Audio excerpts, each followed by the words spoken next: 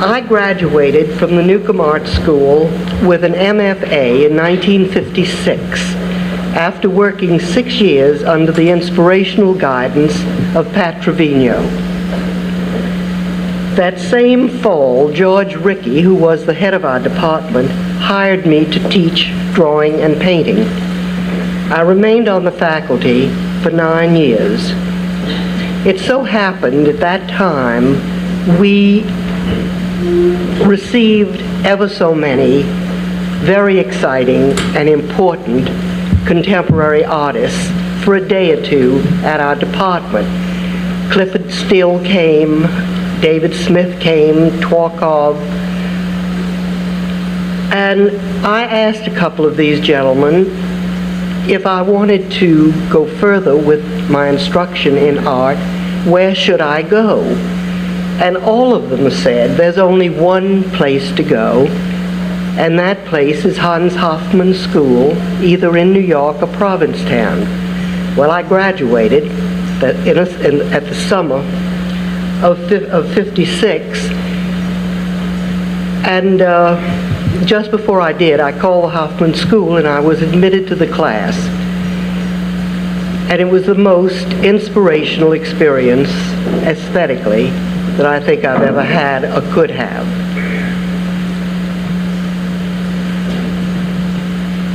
I arrived at the school as a portrait painter of children, in the mood of aloneness, would you believe? And after 3 months came away a frantic abstract expressionist. Now, how did I become such an oddball after being what I was?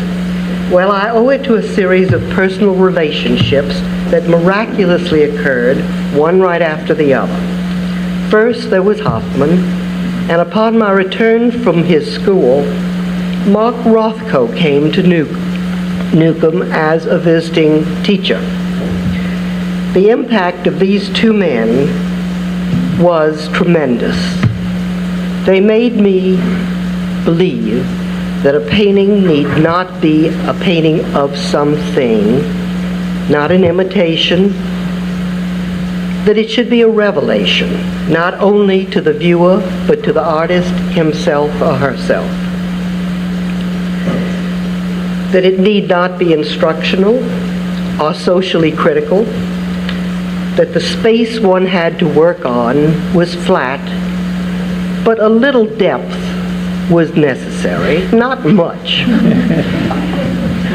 And that space was usually atmospheric, never perspective-wise.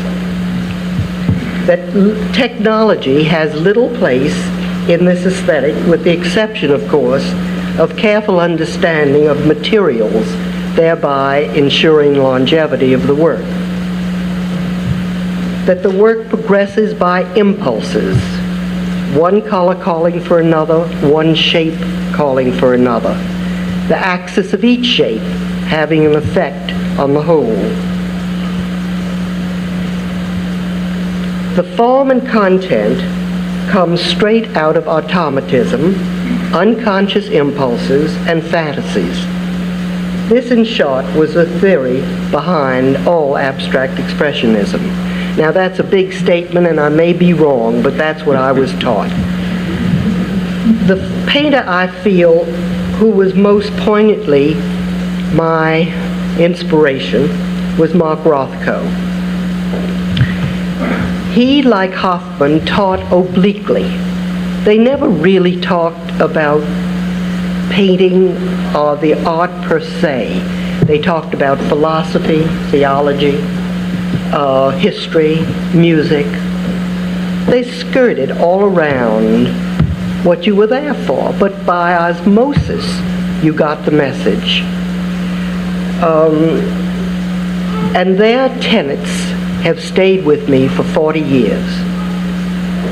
I had an unusually wonderful relationship with Rothko, of a rather personal nature. My mother had died in July of '56, and her house was vacant when he came here with his family.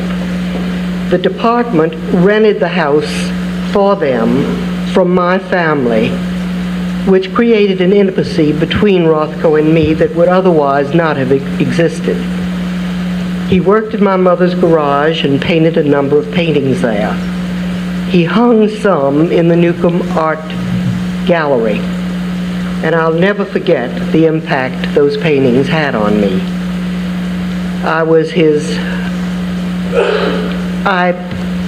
When I painted, for 7 or 8 years, I would have a Rothko-like painting on my canvas, and I couldn't rid myself of it until finally I deliberately drew a huge circle on one painting, and that broke the spell.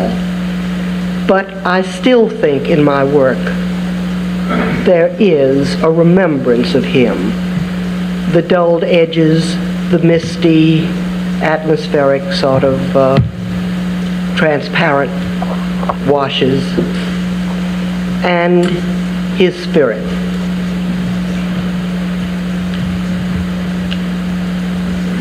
It's interesting that the work I'm doing right now, with its signs and symbols, place me nearer the surrealism which Rothko's earliest abstract paintings expressed.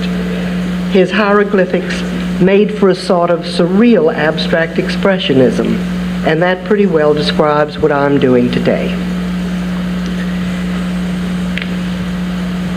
Having been immersed in this world of art, depending solely on elements such as line, color, value, the advent of pop art came as a thunderbolt. How could everything I had held as my artistic gospel be blasphemed by painters of nude women, cigarettes, and soap? It was a sacrilege to me, no more, no less. And I remember running to Pat Trevino and asking him, how could this be happening? You must remember, I wasn't young in years even then, but I was very young as a painter. And he made me realize that this shocking event would happen over and over again through the years, one school of theory usurping front and center, time and time again. And so it's been. But I've been a stubborn old woman and stuck to my guns while admiring deeply other schools of thought. With the exception of one year, 1969 to 70, when I felt as though I'd come to the end of the road and had nothing more to say abstractly, I went back to the female figure which I'd worked with so much in school. At the end of that year, I went back to non-objective painting,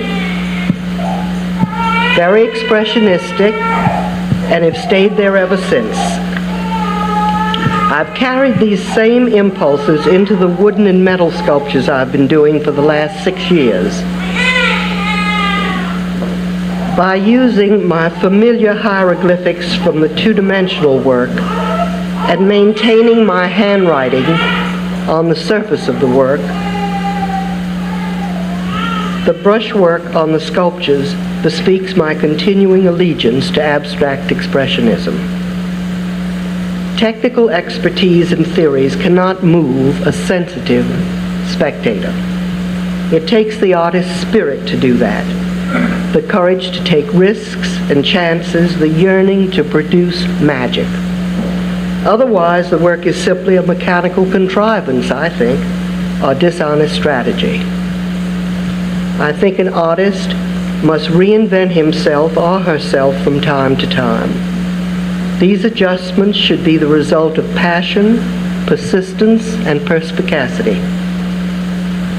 Such avenues lead to fresh initiative and individuality. I watch and wait for these changes. Thank you.